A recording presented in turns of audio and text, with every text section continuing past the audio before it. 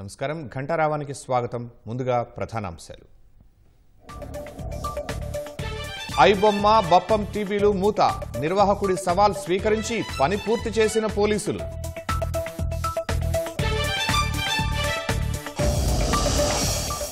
సత్యసాయి శతజయంతి వేళ ముస్తాబవుతున్న పుట్టపర్తి ప్రధాని మోదీ హాజరు కానుండడంతో విస్తృతంగా ఏర్పాట్లు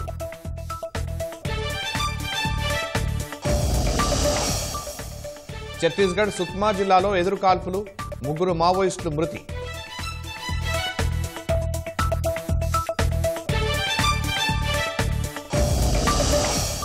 మధ్యప్రదేశ్ గ్వాలియర్ జిల్లాలో రోడ్డు ప్రమాదం ఇసుక ట్రాక్టర్ను కారు ఢీకొని 5 దుర్మరణం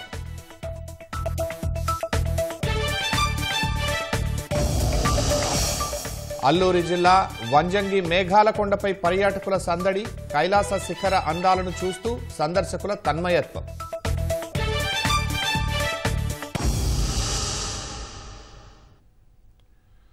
ఢిల్లీ ఎర్రకోట వద్ద ఆత్మాహుతి చేసుకున్న ఉగ్రవాది డాక్టర్ ఉమర్ నబీ అక్రమ ఆర్థిక మార్గాల్లో 20 లక్షల రూపాయల నిధులను సేకరించినట్లు దర్యాప్తు బృందాలు గుర్తించాయి. నగదు రూపేణా ఉమర్ నబీ హర్యానా నూహ్ నుంచి భారీ మొత్తంలో ఎరువులను కొని పేలుడు పదార్థాలను తయారు చేసినట్లు తేల్చాయి. ఈ క్రమంలో పలువురు హవాలా డీలర్లను దర్యాప్తు అధికారులు అరెస్టు చేసి విచారిస్తున్నారు.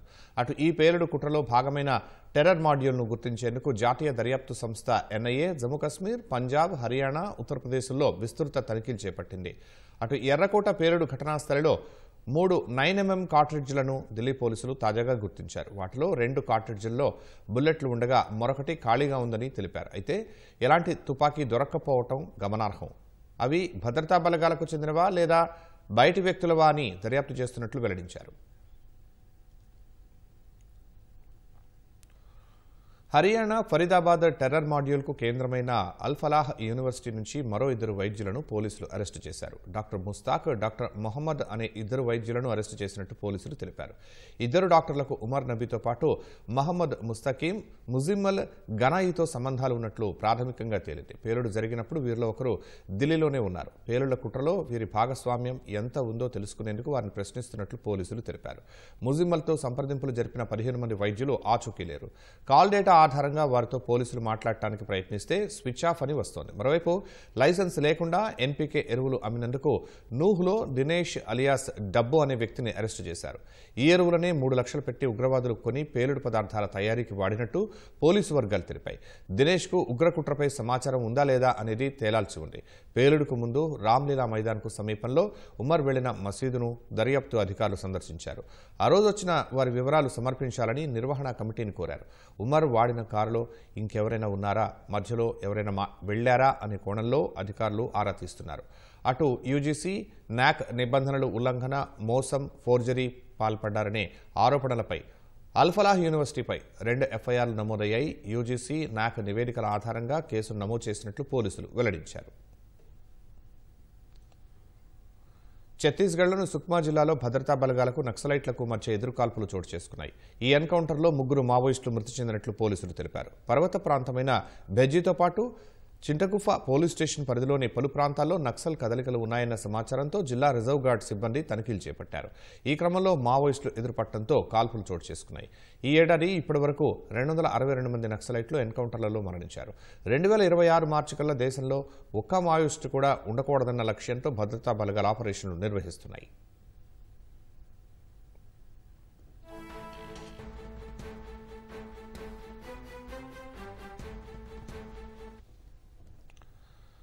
మధ్యప్రదేశ్ గ్వాలియర్ జిల్లాలో జరిగిన రోడ్డు ప్రమాదంలో 5 దుర్మరణం చెందారు. గ్వాలియర్ ఝాన్సీ జాతీయ రహదారి సమీపంలోని మాల్వా కళాశాల వద్ద ఈ ప్రమాదం జరిగింది. అతి వేగంగా వెళుతున్న ఫార్చునర్ కారు ఇసుక ట్రాక్టర్ను ఢీకొనడంతో ఈ దుర్ఘటన జరిగినట్టుగా తెలుస్తోంది.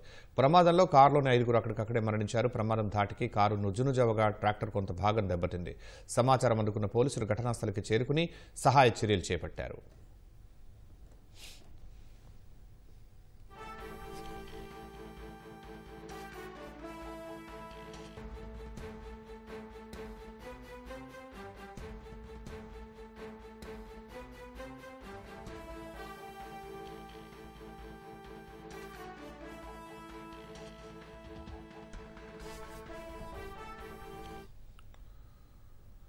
తెలంగాణలోని జనగామ జిల్లా రఘునాథపల్లి మండలం నిడిగొండ వద్ద రోడ్డు ప్రమాదం జరిగింది. ముందు వెళ్తున్న లారీని ఆర్టీసీ బస్సు ఢీకొట్టింది.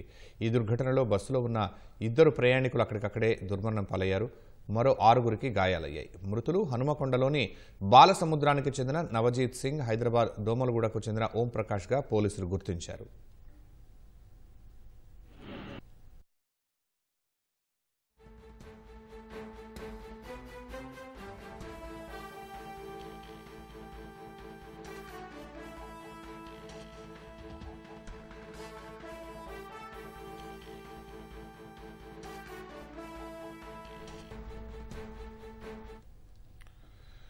నెల్లూరు జిల్లా మర్రిపాడు మండలం నందవరం కూడలి వద్ద జాతీయ రహదారిపై రోడ్డు ప్రమాదం జరిగింది. బట్లపల్లి నుంచి వింజమూరు మండలం నల్లగొండ సమీపంలోని జామాయిల్ తోటలో మొక్కలు నాటేందుకు 13 మంది కూలీలతో వెళుతున్న ఆటోను ఎదురుగా వస్తున్న లారీ బలంగా ఢీకొంది. ఘటనలో ఆటో నుజ్జునుజ్జు కాగా 10 మంది కూలీలకు తీవ్ర గాయాలయ్యాయి. క్షతగాతులను 108లో ఆత్మకూరు ప్రభుత్వాసుపత్రికి తరలించారు. వారిలో ఒకరి పరిస్థితి విషమంగా ఉండటంతో మెరుగైన చికిత్స కోసం నెల్లూరు తరలించారు.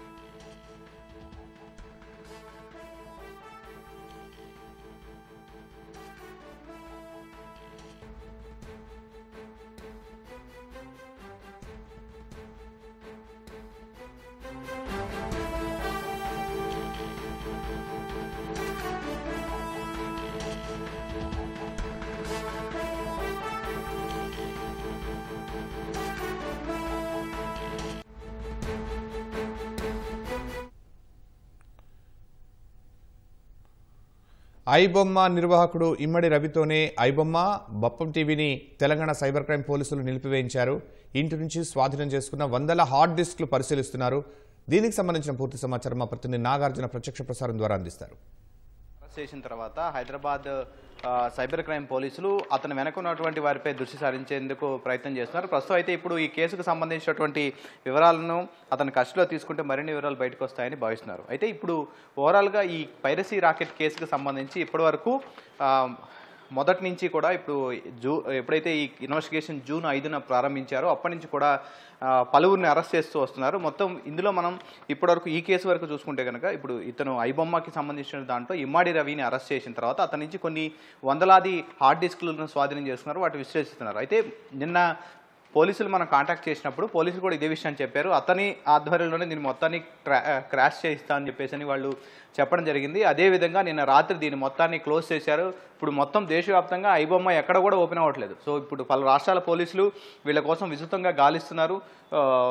ఈ ఐబొమ్మ సైట్లో అంటే ఓటీటీలో వచ్చినటువంటి cinema as is HD print గంటలోనే ఐబొమ్మలోకి ప్రత్యక్షం అవడంతో ఓటీటీ కంటెంట్ల యజమానులు కూడా తల్ల పట్టుకున్నటువంటి పరిస్థితి. నెట్ఫ్లిక్స్ వంటి అతిపెద్ద సంస్థలు కూడా ఈ ఐబొమ్మ బారిన పడేవి. సో వీటన్నింటినీ కూడా ఛాలెంజ్గా తీసుకున్నారు. జూన్ 5న ప్రారంభించిన తర్వాత అతను ఐబొమ్మ వేదికగానే ఒక ఛాలెంజ్ విసిరారు. తమ్ముంటే పట్టుకోండి అని పోలీసులకి, అటు నిర్మాతలకు కూడా ఛాలెంజ్ విసిరారు. ఈ ఛాలెంజ్ని స్వీకరించినటువంటి పోలీసులు అతన్ని ఎట్టకేలకు పట్టుకున్నారు. నిన్న కూకట్పల్లిలో అరెస్ట్ చేసి అతన్ని రిమాండ్ కూడా తరలించారు. సో ఈ ఓవరాల్గా ఇప్పుడు ఈ పైరసీ రాకెట్ కేసులు ఇప్పటివరకు పోలీసులు పలు సెక్షన్లు అంటే ఇప్పుడు 3 విభాగాలుగా ఇప్పుడు మొత్తం అందులో ఉన్నటువంటి కీలక వ్యక్తులను అరెస్ట్ చేసినట్లయింది. మొదట వనస్థలిపురం చెందినటువంటి కిరణ్ కుమార్ అటువంటి వ్యక్తిని అరెస్ట్ చేశారు. అతను థియేటర్లోకి వెళ్ళి ఫోన్ పెట్టి రికార్డ్ చేసి వాటిని టెలిగ్రామ్ ద్వారా సైబర్ నేరగాళ్ళకి అంటే ఎవరైతే బెట్టింగ్ యాప్ నిర్వాహకులు ఉన్నారో వాళ్ళకి ఆ మూవీలు పంపించడం ద్వారా వాటిని మూవీ రూల్స్లో పెడుతున్నారు, థియేటర్ ప్రింట్ని. సో అతన్ని అరెస్ట్ చేసిన తర్వాత అతని దగ్గర క్రిప్టో వాలెట్ నుంచి అతనికి డబ్బులు అందాయి. ఆ క్రిప్టో వాలెట్ని ఎక్స్ట్రాక్ట్ చేసిన తర్వాత అశ్విని కుమార్ అటువంటి మరొక నిందితుడు, కీలక నిందితుడు పేరు బయటపడింది. అశ్విని కుమార్ ముఖ్యంగా అతను బీహార్లో ఉంటూ అతను ఒక సపరేట్ ఒక వింగ్ను ఏర్పాటు చేసుకొని అతని ఇంట్లోనే ఒక సర్వర్ రూమ్ని ఏర్పాటు చేసుకున్నారు. ఈ ఏవైతే మూవీలు థియేటర్కి వెళ్తాయి, రిలీజ్ అయ్యి సిద్ధంగా ఉన్నటువంటి సినిమాలు కొన్ని యూఎఫ్ఓ అండ్ క్యూబ్కు సంబంధించినటువంటి వాటి దగ్గర ఉంటాయి. అవి మాత్రమే పలు థియేటర్లో శాటిలైట్ నుంచి సినిమాని ఎయిర్ చేస్తుంటాయి.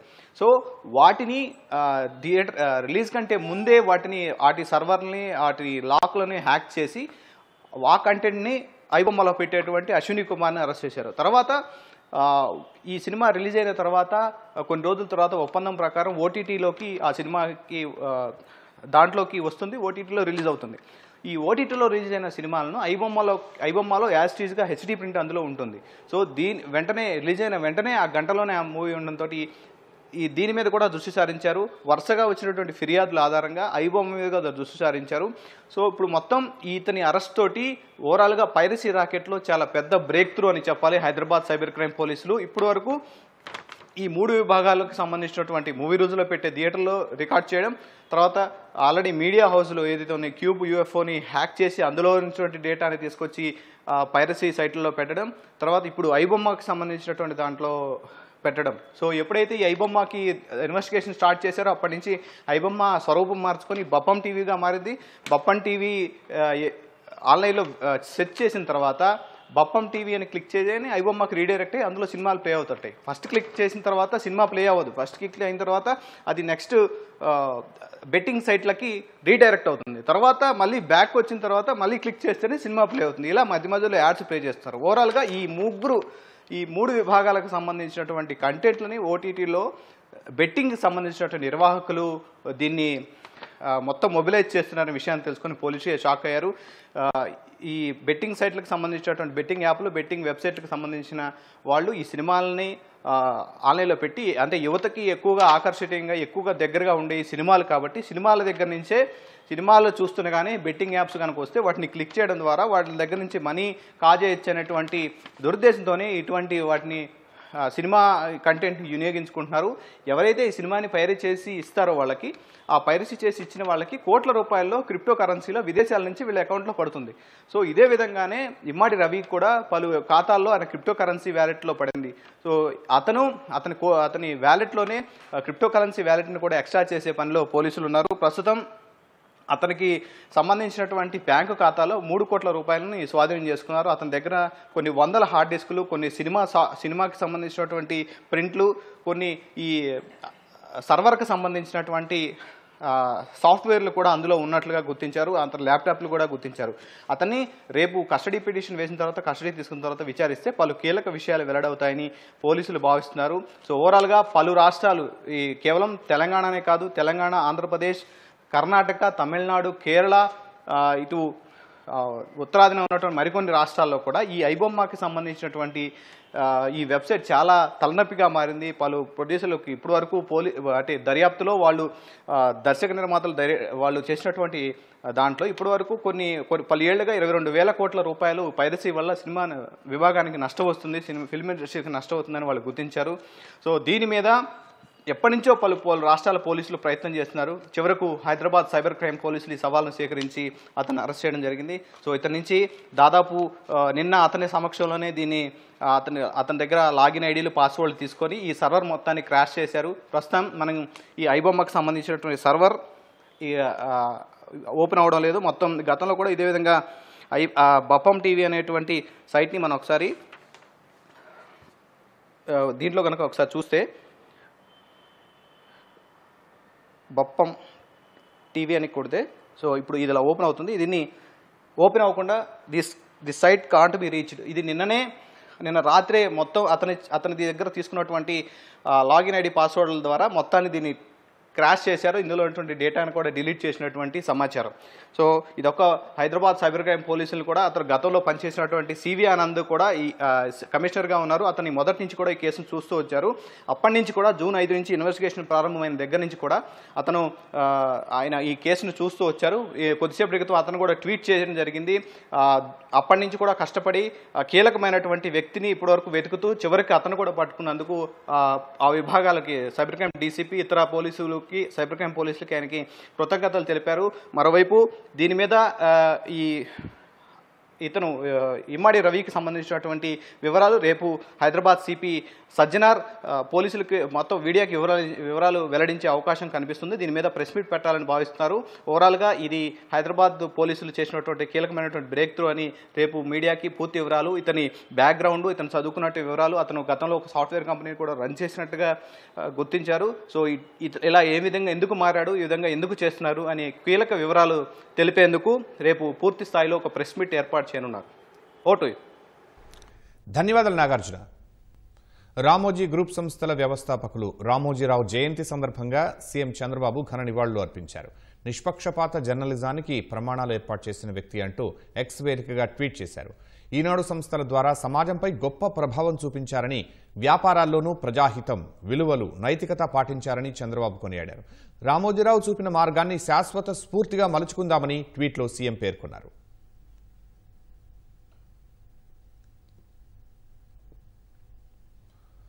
సత్యసాయి శత జయంతి వేళ పుట్టపర్తిని సుందరంగా తీర్చిదిద్దడానికి కూటమి ప్రభుత్వం నిధులు విడుదల చేసింది. సత్యసాయి శత జయంతిని ప్రభుత్వం ప్రతిష్టాత్మకంగా తీసుకుని ఏర్పాట్లు చేస్తోంది. మంత్రులు, అధికారులు ఏర్పాట్లను పర్యవేక్షిస్తున్నారు. ప్రధాని మోదీ పుట్టపర్తి రానున్న నేపథ్యంలో పట్టణాన్ని సర్వాంగ సుందరంగా తీర్చిదిద్దేందుకు రాష్ట్ర ప్రభుత్వం నిధులు విడుదల చేసింది. భక్తులకు ఆధ్యాత్మికతతో పాటు ఆహ్లాదంగా ఉండేలా చిత్రావతి నదిలో laser show, boating, food court, పార్కులను అధికారులు ఏర్పాటు చేశారు. తాను ఎమ్మెల్యేగా ఉన్నప్పుడు సత్యసాయి శత జయంతి వేడుకలు జరగడం అదృష్టం అంటున్న పల్లె సింధురారెడ్డితో మా ప్రతినిధి ముఖాముఖి.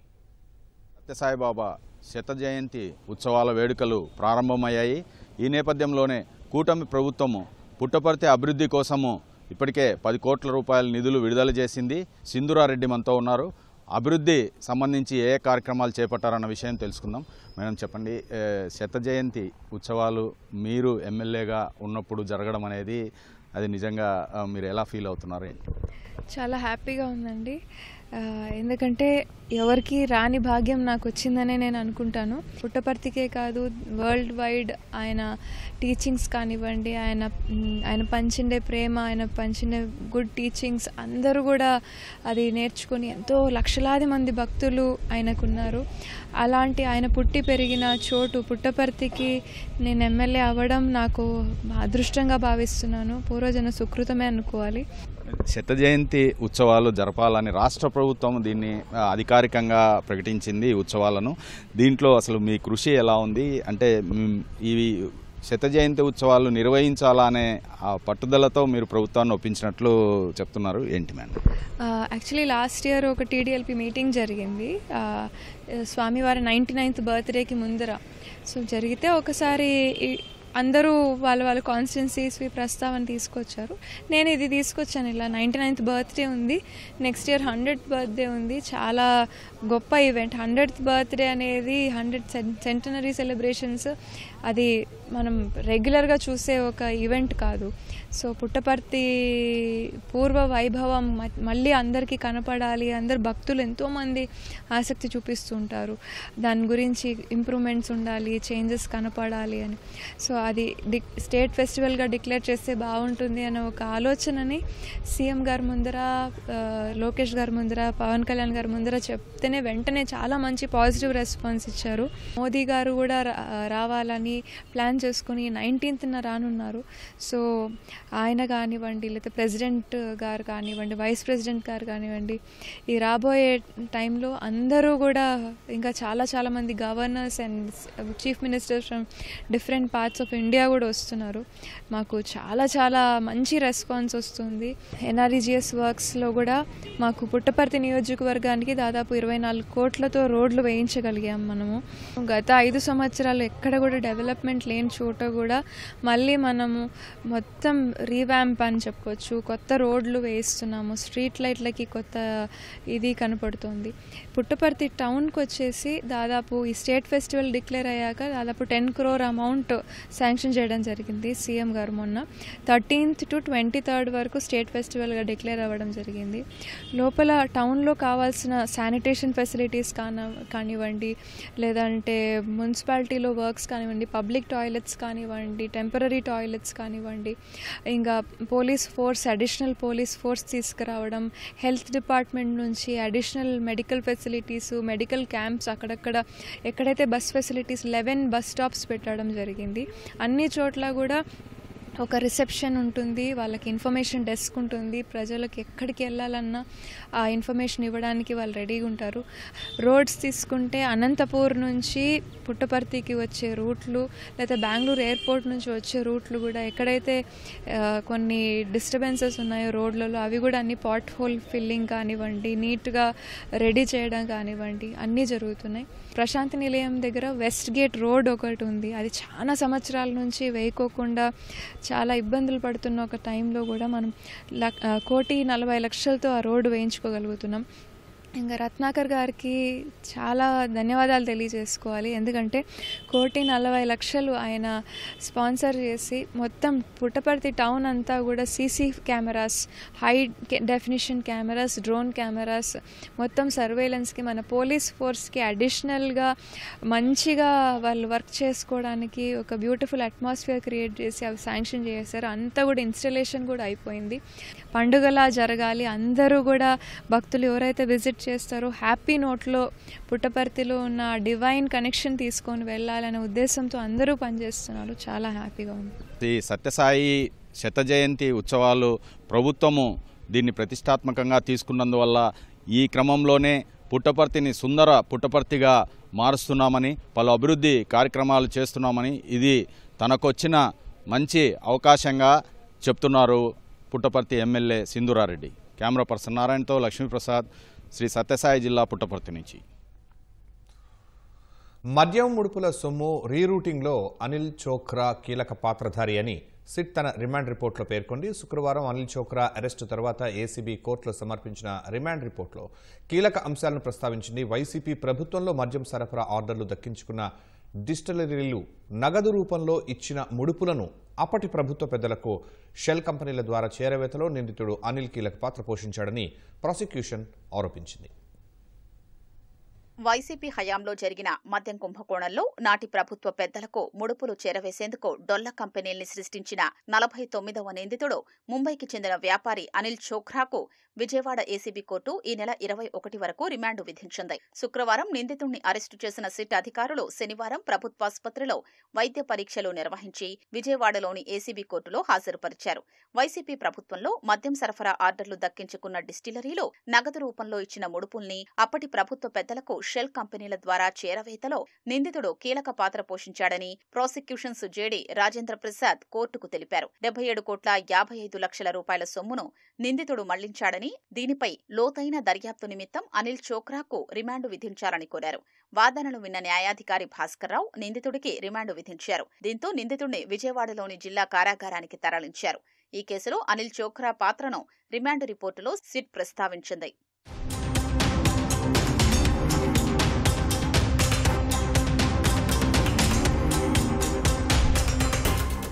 వైసీపీ మద్యం ముఠాకు ముడుపులు చెల్లించేందుకు A25 Adan distilleries private limited, A26 Leela distilleries private limited, SPY agro industries లో ముంబైకి చెందిన 4 డొల్ల కంపెనీల ఖాతాల్లోకి 77,55,00,000 మళ్లించాయని సిట్ అధికారులు గుర్తించారు. తొలుత A11 ఓల్విక్ multi ventures private limited, A12 క్రిపటి ఎంటర్ప్రైజెస్ ప్రైవేట్ లిమిటెడ్, A13 నైస్నా multi ventures private limited, A19 Vishal enterprises ఖాతాల్లోకి డబ్బు జమ చేయగా ఆ సంస్థల నుంచి మరో 32కు పైగా డొల్ల కంపెనీల ఖాతాల్లోకి ఈ నిధులు మళ్లాయని తేల్చారు. వాటి నుంచి చివరగా ఆ సొమ్ము మద్యం ముఠా సభ్యులకు చేరిందని నిర్ధారించారు. ఈ రీరూటింగ్ లో అనిల్ చోక్రా కీలక పాత్ర పోషించారని తేల్చారు.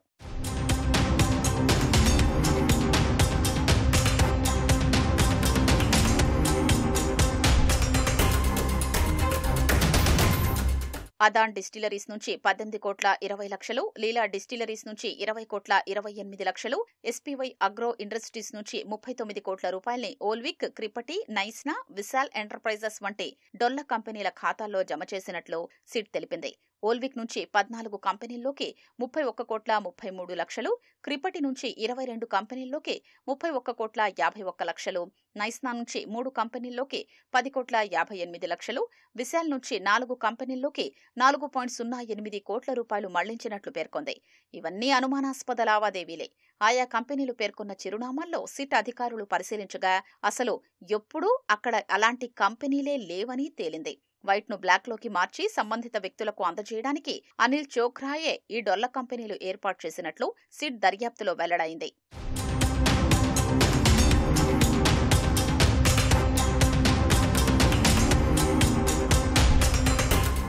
ముంబై పరిసర ప్రాంతాల్లో తీవ్ర ఆర్థిక ఇబ్బందుల్లో ఉన్న వారికి కొద్దిగా డబ్బులిచ్చి వారి ఆధార్, ఇతర గుర్తింపు కార్డుల్ని అనిల్ చోఖ్రా సేకరిస్తుంటారని సిట్ పేర్కొంది. వారి పేర్లతో డొల్ల కంపెనీలు ఏర్పాటు చేసి బ్యాంకు ఖాతాలు తెరుస్తారు. వీటిని అడ్డం పెట్టుకుని వైట్ను బ్లాక్లోకి, బ్లాక్ను వైట్లోకి మారుస్తారు. ఇదే తరహాలో వైసీపీ ముఠా కోసం డొల్ల కంపెనీలు ఏర్పాటు చేసినట్లు తెలిపింది. అక్రమ నగదు లావాదేవీల కోసం వాటిని వినియోగించారు. దుస్తుల కొనుగోలు పేరిట నకిలీ ఇన్వాయిస్లు, నకిలీ ఈవే బిల్లులు సృష్టించి మోసానికి పాల్పడినట్లు తెలిపింది. దీనికోసం 10 సిమ్ కార్డులను మార్చారని సిట్ పేర్కొంది. ఈ కేసులో ప్రధాన నిందితుడు రాజ్ కెసిరెడ్డి తరపున ఈ దందా నడిపించినట్లు వెల్లడైందని తెలిపింది. 2020-21 నుంచి 2022-23 మధ్య ఆయా కంపెనీల జీఎస్టీ ఫైలింగ్ వివరాలు పరిశీలించగా 36 డొల్ల కంపెనీలకు గాను 20 ఇనాక్టివ్ గా ఉన్నట్లు తేలిందని సిట్ వెల్లడించింది.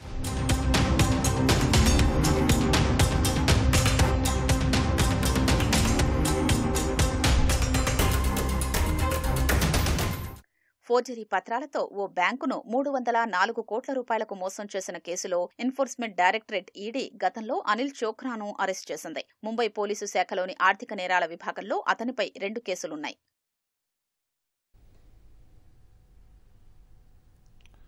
ప్రకాశం జిల్లా గిద్దలూరు జాతీయ రహదారిపై చోరీ చేసిన కారులో వెడుతున్న దొంగను అడ్డుకునే క్రమంలో కానిస్టేబుల్కు తీవ్ర గాయాలయ్యాయి. మదనపల్లెలో కారును చోరీ చేసి దొంగ పరారవుతున్నాడని డయల్ 100 ద్వారా పోలీసులకు సమాచారం అందింది. అప్పటికే జాతీయ రహదారిపై విధుల్లో ఉన్న కానిస్టేబుల్ నాయబ్ రసూల్ కారును గుర్తించారు. మొదట పోలీసులను చూసి కారు ఆపిన దొంగ తర్వాత కారుతో కానిస్టేబుల్ని ఢీకొట్టి వాహనాన్ని అక్కడే వదిలి పరారయ్యాడు. ప్రమాదంలో కానిస్టేబుల్కు తీవ్ర గాయాలయ్యాయి. క్షతగాత్రుడిని వెంటనే ఆసుపత్రికి తరలించారు. పరారైన కారు దొంగ కోసం పోలీసులు గాలిస్తున్నారు. ఉత్తరప్రదేశ్లోని సోన్భద్ర జిల్లాలో క్వారీలో ఒక భాగం కూలిపోయి కొందరు కార్మికులు శిథిలాల్లో చిక్కుకున్నారు. అధికారులు సహాయక చర్యలు చేపట్టారు. శిథిలాల కింద చిక్కుకున్న వారిని బయటకు తెచ్చేందుకు ఎన్డీఆర్ఎఫ్, ఎస్డీఆర్ఎఫ్ బృందాలు తీవ్రంగా శ్రమిస్తున్నాయి. ఎంతమంది కార్మికులు చిక్కుకున్నారో స్పష్టత రాలేదు. క్వారీలోని ఒక గోడ కూలటం వల్లే కార్మికులు చిక్కుకుపోయారని అధికారులు వెల్లడించారు. అందులో కొంతమందిపై శిథిలాలు పడ్డాయని తెలిపారు. ఘటనాస్థలికి చేరుకున్న యూపీ మంత్రి సంజీవ్ కుమార్ గోండ్ 12 మంది వరకు శిథిలాల కింద చిక్కుకొని ఉండొచ్చన్నారు. బాధితులకు అండగా ఉంటామన్న ఆయన ప్రభుత్వం తరపున పరిహారం అందిస్తామని చెప్పారు. ఈ ప్రమాదానికి బాధ్యులైన వారిపై చర్యలు తీసుకుంటామని మంత్రి స్పష్టం చేశారు.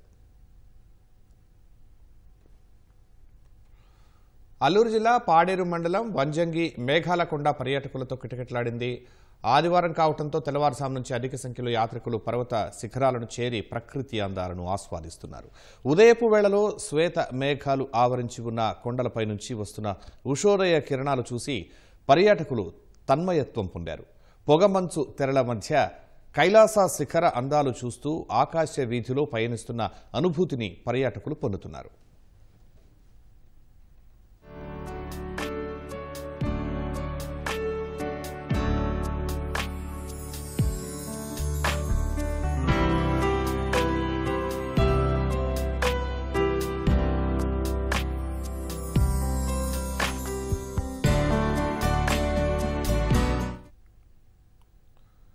పెట్టుబడుల పండుగ, ఉద్యోగాల వెల్లువ అన్న రీతిలో విశాఖ వేదికగా రాష్ట్ర ప్రభుత్వం 3 రోజుల్లో 13,25,716 కోట్ల రూపాయల పెట్టుబడులను ఆకర్షించింది. వీటికి సంబంధించి జరిగిన 613 ఒప్పందాల ద్వారా 16,31,188 ఉద్యోగాలు లభించనున్నాయి. ముఖ్యమంత్రి సమక్షంలో 7,63,210 కోట్ల పెట్టుబడులకు ఒప్పందాలు చేసుకోగా మంత్రుల సమక్షంలో 5,62,506 కోట్ల విలువైన ఒప్పందాలు జరిగాయి. జాతీయ, అంతర్జాతీయ పారిశ్రామికవేత్తలు, వివిధ రంగాల ప్రతినిధులు విశాఖలో నిర్వహించిన సిఐఐ సదస్సుకు తరలివచ్చి రాష్ట్రంలో ఉన్న అవకాశాలను అర్థం చేసుకున్నారు. పరిశ్రమలకు రెడ్ కార్పెట్ పరుస్తున్న ప్రభుత్వ విధానాలపై నమ్మకముంచారు. లక్షల కోట్ల పెట్టుబడులకు ఒప్పందాలపై సంతకాలు చేశారు. 16 నెలల కిందటి వరకు ఏపీ అంటేనే వణికిపోయి రాష్ట్రాన్ని వదిలిపోయిన పారిశ్రామికవేత్తలు సైతం ఆంధ్రప్రదేశ్ కు మళ్లీ బారులు తీరారు. గూగుల్ డేటా సెంటర్ ఏర్పాటు తర్వాత తాము అదే రంగంలో పెట్టుబడులకు సిద్ధమంటూ ప్రముఖ సంస్థలు విశాఖ తలుపు తట్టాయి. రిలయన్స్, బ్రూక్ ఫీల్డ్ సంస్థలు 1000 మెగావాట్ల చొప్పున డేటా సెంటర్ల ఏర్పాటుకు వేర్వేరుగా ఒప్పందాలు కుదుర్చుకున్నాయి. పెద్ద పెద్ద సంస్థలే కాదు, వైసీపీ ప్రభుత్వ వేధింపులకు బలైన వారు, పారిశ్రామిక ప్రోత్సాహకాలకు నోచుకోక ఇబ్బందులు పడిన వారు కొత్త పెట్టుబడులకు ఉత్సాహంతో ముందుకొచ్చారు. పారిశ్రామికవేత్తల్లో విశ్వాసం నింపేందుకు చంద్రబాబు కీలక నిర్ణయాలు ప్రకటించారు. విశాఖ సబ్మిట్ మీరు చూస్తే సూపర్ హిట్ అయింది. ఇది ఒక చరిత్ర. గ్రీన్ ఎనర్జీ లేకపోతే గూగుల్ రాదు. అంటే లింక్ ఇవన్నీ ఎకో సిస్టమ్ లో ఉండే లింకులు ఇవన్నీ. ఇప్పుడు గూగుల్ వచ్చారు, ఒక 5-6 మంది ముందుకు వచ్చి మేము కూడా డేటా సెంటర్లు పెడతామనే పరిస్థితికి వచ్చారు. గడిచిన ప్రభుత్వం యొక్క విధానాల వల్ల డీఫంక్ట్ అయిపోయారు, డిఫాల్ట్ అయిపోయారు, దివాలా తీసే పరిస్థితికి వచ్చారు. ఇలాంటివి ఇంకెప్పటికీ జరగకూడదు, మళ్ళా ఒక విశ్వాసం కలిగించాలనే ఉద్దేశంతో ఎస్క్రో అకౌంట్ ప్రవేశపెడుతున్నాం. సావరిన్ పవర్స్ ఇస్తున్నాం. అంటే అవసరమైతే ప్రత్యేకమైన చట్టం తీసుకొచ్చి సావరిన్ పవర్స్ కూడా పెడతాం. అన్ని నియోజకవర్గాల్లో అధికార అభివృద్ధి వికేంద్రీకరణ. కూటమి ప్రభుత్వం ఏర్పడిన నాటి నుంచే పారిశ్రామికవేత్తల్లో భరోసా కల్పించే చర్యలు చేపట్టారు. 15 రోజులకొకసారి పెట్టుబడుల ప్రోత్సాహక బోర్డు సమావేశాలు నిర్వహించి పెద్ద ఎత్తున అనుమతులిచ్చారు. ఆ వెంటనే మంత్రివర్గ సమావేశాలు నిర్వహించి ఆమోదం తెలిపారు. తక్షణమే ఉత్తర్వులు వచ్చేలా చర్యలు తీసుకున్నారు. విశాఖ భాగస్వామ్య సదస్సు నాటికే 10 లక్షల కోట్ల రూపాయల పెట్టుబడులు రాష్ట్రానికొచ్చాయి. భాగస్వామ్య సదస్సులో భారీగా పెట్టుబడులు వస్తాయని ప్రభుత్వం ముందుగానే అంచనా వేసింది. 2 రోజుల్లో సుమారుగా 10 లక్షల కోట్ల పెట్టుబడులు వస్తాయని భావిస్తే తగ్గేదేలే అన్నట్లుగా విశాఖ నగరానికి పారిశ్రామికవేత్తలు పోటెత్తారు. భాగస్వామ్య సదస్సు నిర్వహించిన 2 రోజుల్లో భారీగా పెట్టుబడులొచ్చాయి. 3 రోజుల్లో రాష్ట్ర ప్రభుత్వంతో కుదుర్చుకున్న ఒప్పందాల విలువ 13 లక్షల కోట్లకు పైగా చేరింది. అంచనాలను 100% చేరుకోవడంతో పాటు అదనంగా మరో 30% మేర పెట్టుబడులు రాష్ట్రానికి వచ్చేలా మార్గం సుగమమైంది. ఇదే సమయంలో విశాఖ నుంచే వివిధ సంస్థలకు ప్రారంభోత్సవాలు, శంకుస్థాపనలు చేశారు. ఆంధ్రప్రదేశ్కే తలమానికంగా నిలిచే డ్రోన్ స్పేస్ సిటీలకు కేంద్ర మంత్రి పీయూష్ గోయల్ తో కలిసి చంద్రబాబు వర్చువల్ గా భూమి పూజ చేశారు.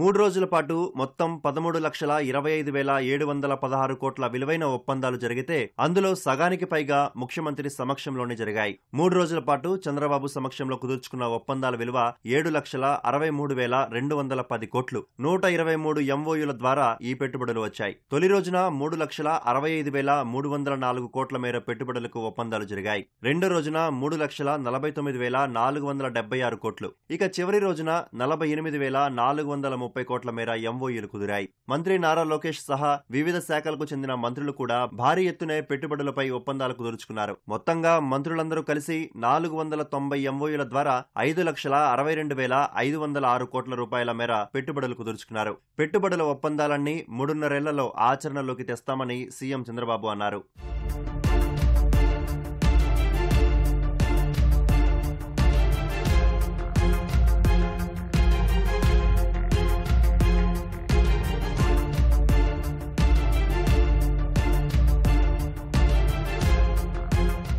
మూడు రోజుల పెట్టుబడులపై జరిగిన వరుస సమావేశాలు, భేటీల్లో ముఖ్యమంత్రి, మంత్రులంతా కలిసి చేసుకున్న ఒప్పందాల ద్వారా 12 రంగాలకు పెట్టుబడులు వచ్చాయి. పెట్టుబడుల్లో టాప్ 3లో ఇంధన రంగం, పరిశ్రమలు, మౌలిక వస్తువుల రంగాలు నిలిచాయి. మొత్తంగా 13.25 లక్షల కోట్ల మేర పెట్టుబడుల్లో అధిక భాగం ఇంధన రంగానికి వచ్చాయి. ఈ రంగంలో 5,33,351 కోట్ల పెట్టుబడులు వచ్చాయి. ఆ తర్వాత పరిశ్రమల రంగానికి 2,80,384 కోట్లు, మౌలిక వస్తువుల రంగానికి 2,01,758 కోట్లు వచ్చాయి. ఇక ఉద్యోగాల కల్పనకు సంబంధించి టాప్ 3లో పరిశ్రమలు, మౌలిక వసతులు, ఐటీఈ అండ్ సి రంగాలున్నాయి. వచ్చే ఏడాది మళ్లీ నవంబర్ 14, 15 తేదీల్లో విశాఖపట్నంలోనే సదస్సు నిర్వహిస్తామని, దీనికోసం ప్రత్యేకంగా విశాఖ తీరాన ఆంధ్ర మండపం ఏర్పాటు చేస్తామని సీఎం వెల్లడించారు. ఎనర్జీ 63 వచ్చాయి. 5,33,350 కోట్లు వచ్చాయి. 2,66,772 మందికి ఉద్యోగాలు వస్తాయి. ఇండస్ట్రీస్ 193 వచ్చాయి.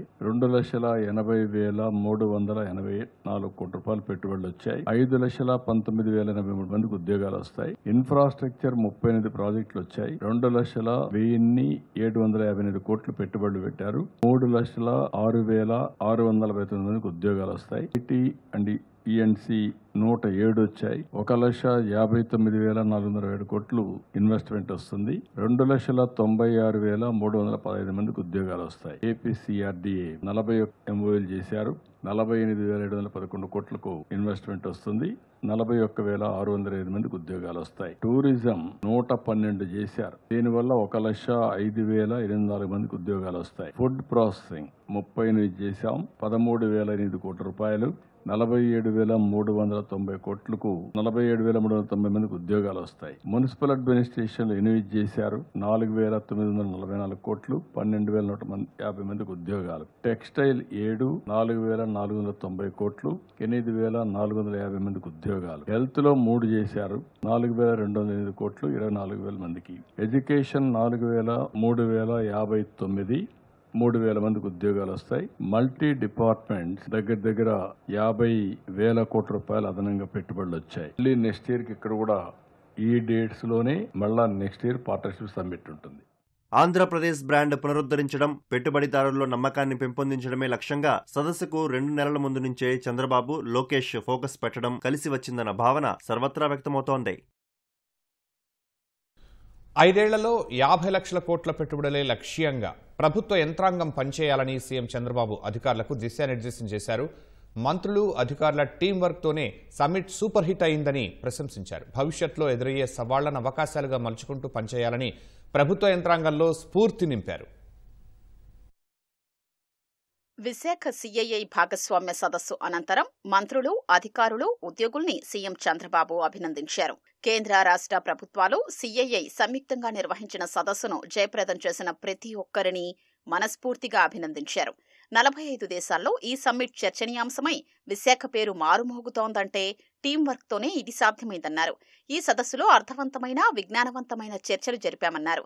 దావోస్లో ఎంఓయూలు బయట జరుగుతాయన్న సీఎం ప్రపంచం ఏ దిశగా ముందుకు వెడుతోంది, భవిష్యత్తు ఏ విధంగా ఉంటుంది, ఎదురయ్యే సవాళ్లు, అందివచ్చే అవకాశాలపై మెయిన్ వెన్యూలో చర్చిస్తారని వివరించారు. కానీ వినూత్న పద్ధతిలో విశాఖ సమ్మిట్కు శ్రీకారం చుట్టామన్నారు. ఎవరికి ఏ సబ్జెక్ట్ పైన ఆసక్తి ఉంటే ఆ సెమినార్కు వెళ్లే అవకాశం కల్పించామన్నారు.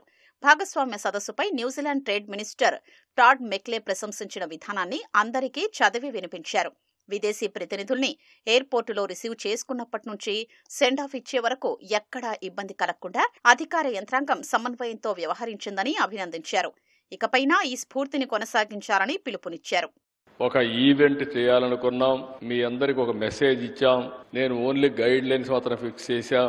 ఈ వెన్యూ దగ్గర నుంచి, మెనూ దగ్గర నుంచి, హాస్పిటాలిటీ దగ్గర నుంచి, the way you have made it lively, ఎయిర్పోర్ట్లో రిసీవ్ చేసుకున్నప్పటి నుంచి సెండ్ ఆఫ్ ఇచ్చే వరకు మీరు చూపించిన ఉత్సాహం, మీరు చూపించిన hospitality, hands off to all of you. 45 కంట్రీస్లో ఈరోజు చర్చనీయాంశం చేయగలిగారు. అది తెలుగువారి ప్రతిభ. మా వాళ్ళైతే ఎమ్మెల్యేలు కూడా పోటీ పడ్డారు, మంత్రులు పోటీ పడ్డారు. కడాన ఐటీ మినిస్టర్ అయితే మంగళగిరి చీరలు కూడా ఇచ్చి ఆస్ట్రేలియా నుంచి వచ్చినటువంటి మంత్రి కానీ, కౌన్సిల్ జనరల్ ఆ చీరలు కట్టుకొని వాళ్ళు చాలా ఆనందపడ్డారు. అంటే మన నాగరికతలో, మన సంస్కృతిలో భాగస్వాములు చేయించిన ఘనత కూడా మనకు దక్కింది. దేశంలో ఎప్పుడు కూడా మీరు ఒకసారి చూస్తే ఏ రిఫార్మ్ అయినా అమలు చేయాలంటే అది ఆంధ్రప్రదేశ్కే సాధ్యమని గతంలో నిరూపించాం, మళ్ళీ ఈరోజు నిరూపించే పరిస్థితికి వచ్చాం. ఈరోజు ఒక న్యూస్ చూస్తే ఒక సాటిస్ఫాక్షన్. ఈఓడిబి బిఆర్ఏపి దీంట్లో చూస్తే ఒక అవార్డు ఇచ్చారు. ఆ అవార్డులో కూడా 4 బిజినెస్ సెంట్రిక్ అవార్డ్స్ ఇస్తే Andhra Pradesh achieve the top achiever status ఇచ్చారు 2024లో లాస్ట్ ఇయర్ది. అంటే that is a wonderful experience. అందుకే మళ్ళీ చెప్తున్నా, wonderful work, extraordinary performance, congratulations to all of you. సమ్మిట్లో venue మొదలుకొని మెనూ వరకు అంతా ప్లానింగ్తోనే నిర్వహించామని సీఎం అన్నారు. ప్రధాని మోదీ సహకారంతో రాష్ట్రాన్ని అన్ని రంగాల్లో అభివృద్ధి పథంలో ముందుకు తీసుకెళ్తున్నామని వెల్లడించారు. మోదీ బలమైన నాయకుడు అనే భావన ప్రపంచమంతా ఉందన్న సీఎం, దేశంలో సుస్థిర ప్రభుత్వం ఉన్నందున పెట్టుబడులు పెట్టొచ్చనే ధైర్యాన్ని పారిశ్రామికవేత్తల్లో కలిగించామని ధీమా వ్యక్తం చేశారు. రాష్ట్ర సమగ్రాభివృద్ధి లక్ష్యంగా ముందుకెడుతూ ఎన్నికల్లో ఇచ్చిన హామీ మేరకు సూపర్ 6ను సూపర్ హిట్ చేశామన్నారు. 5 ఏళ్లలో 50 లక్షల కోట్ల పెట్టుబడులే లక్ష్యంగా ప్రభుత్వ యంత్రాంగం పనిచేయాలని సీఎం చంద్రబాబు అధికారులకు దిశానిర్దేశం చేశారు. మొన్నటి వరకు 20 లక్షల పెట్టుబడులు అనుకున్నాం. ఇప్పుడు నేను ఇచ్చిన పాలసీలన్నీ చూసిన తర్వాత 5 ఏళ్లలో 50 లక్షల కోట్ల రూపాయలు పెట్టుబడులు అట్రాక్ట్ చేసే పరిస్థితి వస్తుంది. మన వాళ్ళు ఇప్పటికే, నేను ఈ మాటనగా మళ్ళా టార్గెట్ పెంచేశారనుకుంటారు, కానీ ఎప్పుడు కూడా హై అంబిషన్ ఉండాలి. దానికి తగినట్టు మనం మెంటల్గా ప్రిపేర్ అయ్యి పనిచేస్తే అనుకున్నది సాధించే అవకాశాలు ఉంటాయి. చాలా చేయాల్సిన అవసరం ఉంది. నేను మళ్ళీ చెప్తున్నా మిమ్మల్ని అందరినీ, ఈ 3 రోజులు మీరు చూశారు. భారత రాజ్యాంగం అమల్లోకి వచ్చి 75 ఏళ్లు పూర్తయిన సందర్భంగా India and the living Indian constitution at 75 years అనే అంశంపై మంగళగిరిలో నిర్వహిస్తున్న కార్యక్రమంలో సీఎం చంద్రబాబు మాట్లాడుతున్నారు. ప్రత్యక్ష ప్రసారం ద్వారా చూద్దాం. Secretary of Andhra Pradesh high court advocates association Subodh గారు, other distinguished advocates and also other invitees, friends. It is a great privilege to be at an event being hosted by the Andhra Pradesh High Court Advocates Association and graced by none other than the Chief Justice of India. We are in Amaravati. I am very happy to notice he came from Amaravati. Both are synonymous for historical legacies. All people in India believe Amaravati is the angel's capital. So, always His Excellency, Honorable CJ, during his career have seen very simple, humble, down to earth, while discharging his duties is always upright. Even we have delayed our meeting for 2 minutes. Reason is he wanted to maintain equality. People will say equality, he is practicing equality. That is how we can understand his philosophy. I really appreciate him. I have seen so many judges, honorable judges, and also CJs in respective times.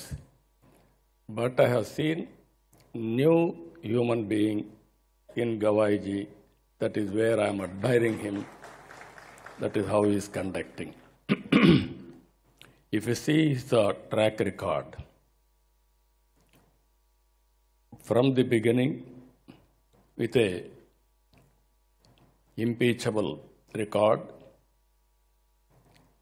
he left a great legacy as 52nd CJ of India. People will remember all his judgments. I am poor in judgments because I am only a politician. I know what to do people. Then by taking advice from judiciary, how to do according to law. We all have witnessed his distinguished professional journey as a lawyer, as a judge of the High Court and Supreme Court judge, and as the Chief Justice of Highest Court. I look forward to an enlightened keynote address. Always I am saying I am a student. I wanted to hear people, learn from them what all possible for execution I want to execute. At this time, all of us has to remember Ambedkar ji. Ambedkar has given excellent constitution for all of us.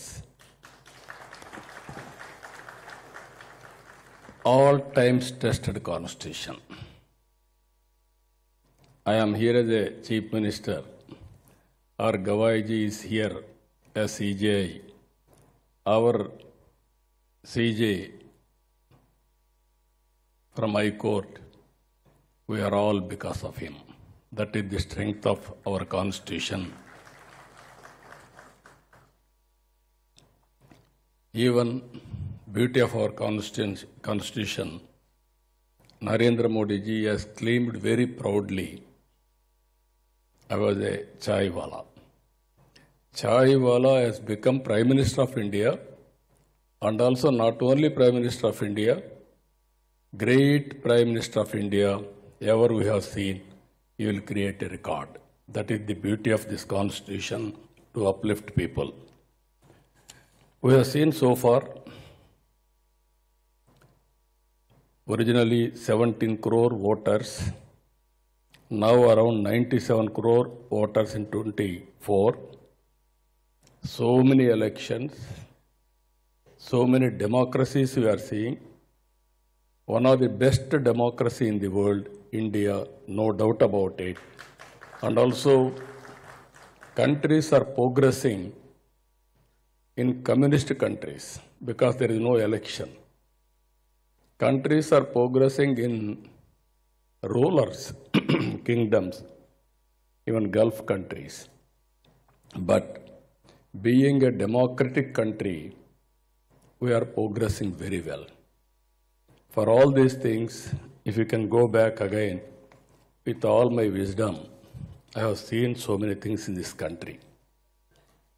I born 1950. After adopting the constitution, after 3 months, all judiciary, all advocates, some advocates may be there, senior to me, but majority born after adoption of constitution. I was CM 1978.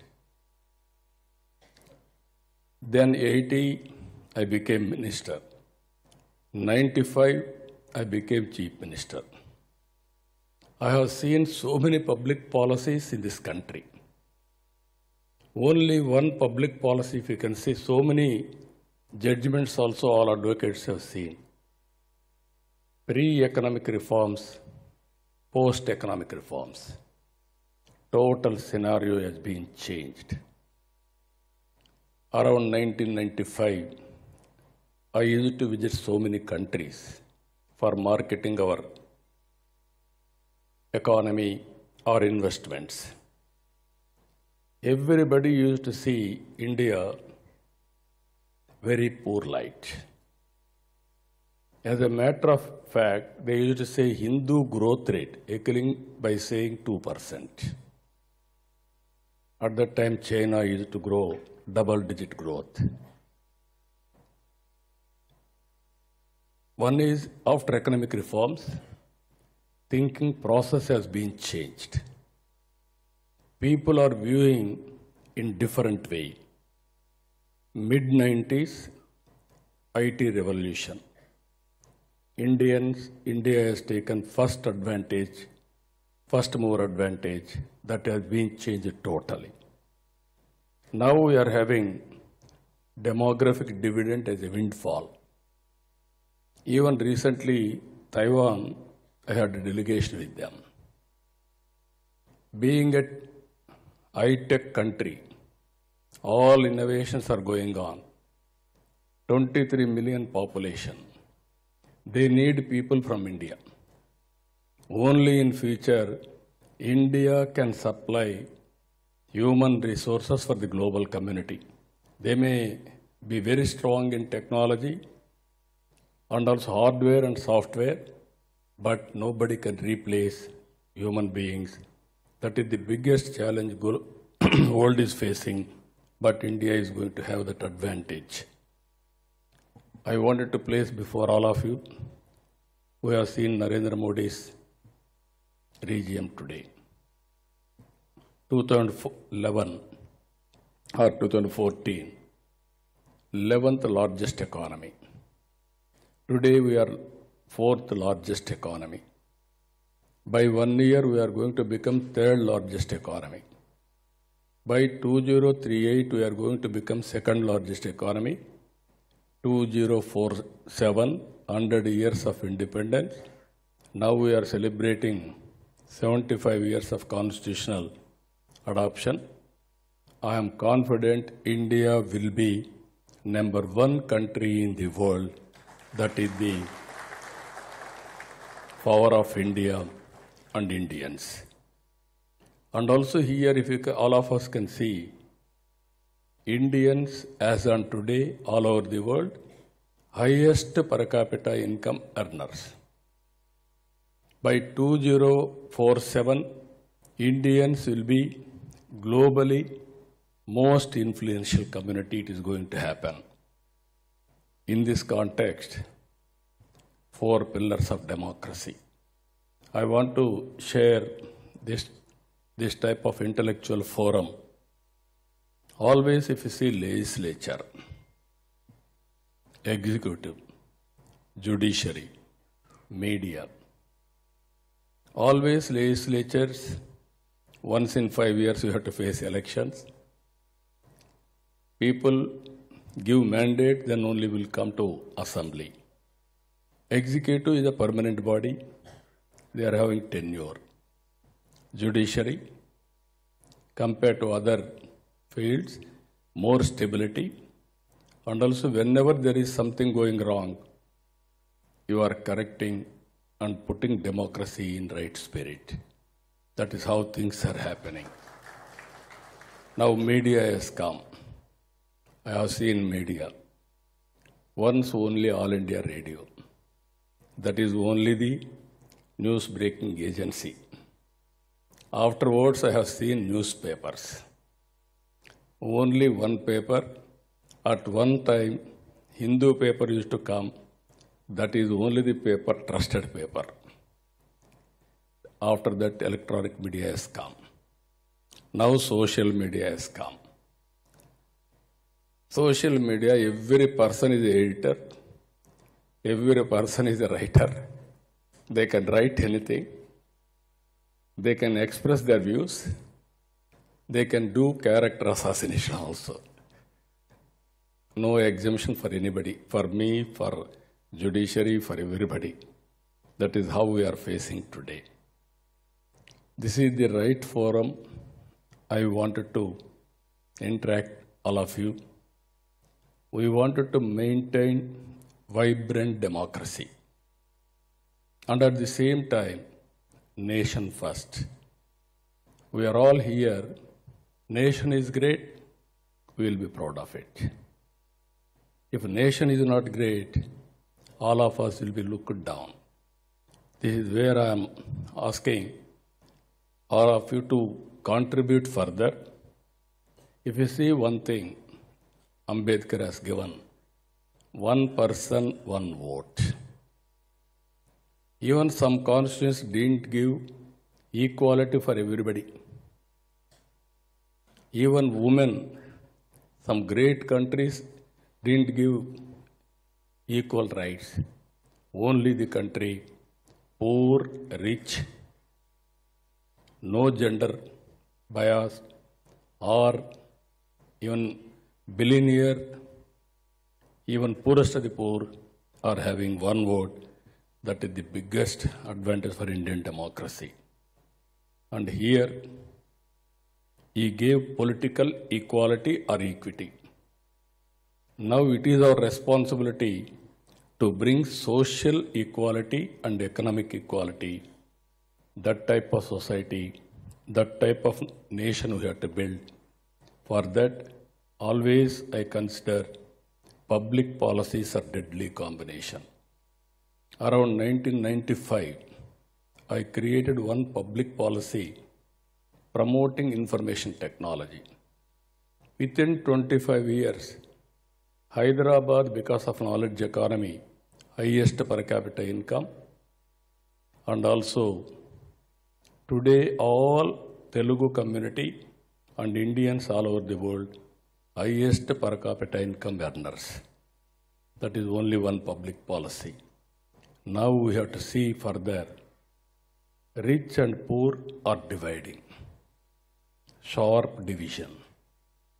Consciously, all of us has to create how to bridge the gap between rich and poor. Everybody will have better living standards. I have seen so many things. Now I am dedicating myself. I am working with all your blessings. Wealthy, healthy, happy society that will be long sustainable. Compared to any other country in the world, Indian family system and values are the best in the world. That is giving so much of strength for all of us. We have to prove. That is where our Honorable Prime Minister is saying always, Vasudhaiva Kutumbam. Total globe is one family. We are seeing global good and also everybody's welfare, everybody's happiness, and at the same time, we should not interfere any sovereign powers. Anybody will interfere in our sovereign powers. That is what he thought Sindoor. It will repeat, anybody will violate. I am very happy in this intellectual forum to share some of my thoughts. I need your feedback, continuous effort. We are all building great nation. We are all partners. People like Honorable Justice Gawai has to guide this nation continuously for upliftment of this great nation. With this, I am thanking all of you. Thank you, Ananda.